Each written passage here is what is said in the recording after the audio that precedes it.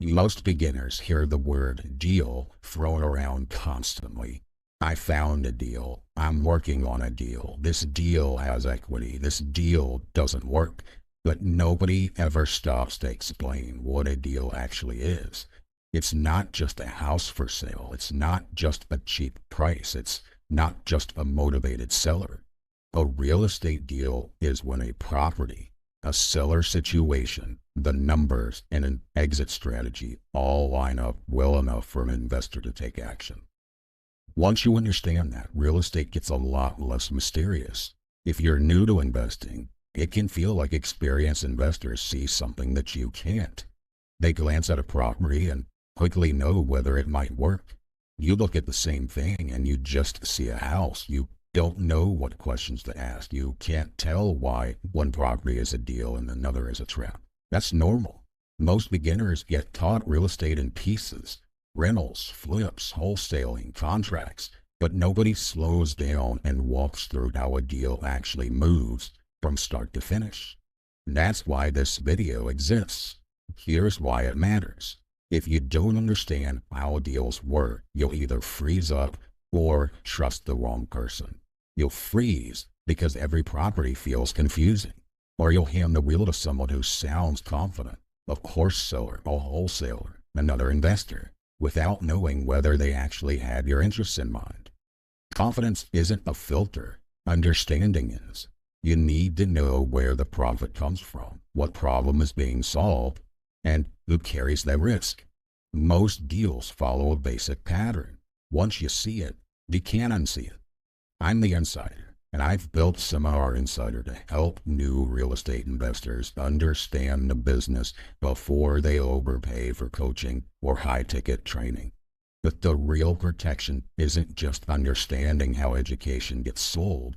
It's understanding how investing actually works, because when you understand the mechanics of a deal, you stop getting impressed by vague claims. You stop hearing there's equity and assuming that means profit.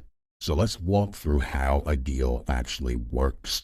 Step 1. Every deal starts with the situation, not a property. Most beginners think they're looking for cheap houses. They're not. They're looking for situations. A property becomes interesting because something is happening around it. The seller inherited the house and doesn't want it. They need to relocate fast. The property has been sitting for months with no serious buyer. If there's no motivation, there's no urgency. You probably just have a retail listing. That's not always a deal. Step 2. Figure out what the seller actually needs. This is where beginners get it wrong. They focus entirely on the house. They ask, what's it worth? And that matters, but the better question is, what is this seller trying to solve? Do they need speed, certainty, no repairs, a specific closing date? Different problems create different solutions. A seller who needs to close in 2 weeks might take a lower price. A seller who has time might hold out for full retail. You can't match an offer to a situation you don't understand. Step 3 is to run the numbers. This is where the deal either works or it falls apart. And the question is, can you solve the seller's problem and still make the math work? Value is what the property is realistically worth. Cost is everything it takes to buy, fix, hold, finance, and sell it. Margin's what's left, and whether that margin justifies the risk. A house worth $250,000 fixed up doesn't automatically make it a good deal. You still need the purchase price, the repair costs, carrying costs, financing terms, and what it actually nets you at the end. One exciting number is not a deal. All the numbers working together is a deal, and that's the first real shift in how you think about this. A deal isn't a property, it's a situation, a seller problem, and a set of numbers that have to line up. If you want help asking better questions before you start chasing deals, then download the free Seminar Survival Guide in the description below. But let's keep going. Step 4. Know your exit before you make an offer.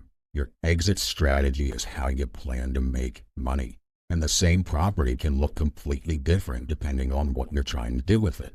A property that doesn't work as a flip might work as a rental. A property that doesn't work as a rental might work for a cash buyer with cheaper repair access. The exit determines which numbers matter. A flipper cares about resale value after selling costs. A rental investor cares about cash flow and long-term holding risk. A wholesaler cares about whether another investor can still profit after paying the assignment fee. Before you say this is a deal, ask a deal for what? That one question saves a lot of confusion. Step 5 is to structure the offer. An offer isn't just a price, it's also the timeline, contingencies, deposit, who handles closing costs, and what stays with the property. Sometimes a lower offer wins because it's faster and cleaner. One buyer offers $190,000 with financing in 45 days. Another offers $175,000 cash, as is, in 14 days. Depending on the seller situation, the second offer might win. You're not just throwing numbers, you're solving a problem. And step 6 is due diligence. This is where you verify that the deal is actually what you thought it was. Before closing, you're confirming property condition, title, repair, taxes, liens, lender terms, and your exit. This is where a lot of deals stop being deals. The roof is worse than expected, the title has an issue, the repair estimate's double. That's not failure. That's due diligence doing its job. A good investor knows when to renegotiate, pause, or walk away. Step 7 is closing and what comes after. If everything checks out, the deal closes. Funds transfer, ownership changes, but closing isn't the finish line for every strategy. For a flip, it's the start of a project. For a rental, it's the start of ownership. For your wholesale deal, your buyer still has to execute their plan. That's why you need to understand your exit before you ever sign a contract. Now here's the insider breakdown. Here's what they showed you. The simple version. Find a motivated seller, get it under contract, and make money. Or buy, fix, sell, collect profit. Or buy the rental, let the tenant pay the mortgage, build wealth. Those ideas can be true, but they're incomplete. What they leave out? They leave out what happens when the seller isn't actually motivated. They leave out title issues, repair surprises, financing risk. They leave out the deals that fall apart in due diligence. And they almost never show you the deals they walked away from, which is where a lot of the real education lives. Now, what you actually need to know: a deal is a process, not a moment.